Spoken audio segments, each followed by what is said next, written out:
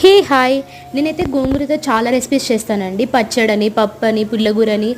అందులో నా ఫేవరెట్ ఏంటంటే గోంగూర పుల్లగూర నా ఫేవరెట్. ఇది వచ్చేసి చాలా తొందరగా అయిపోతుంది, టేస్ట్ కూడా సూపర్గా ఉంటుంది. ఇది చేసిన రోజు కంటే నెక్స్ట్ డేకి ఇంకా టేస్ట్ యాడ్ అవుతుంది అనమాట.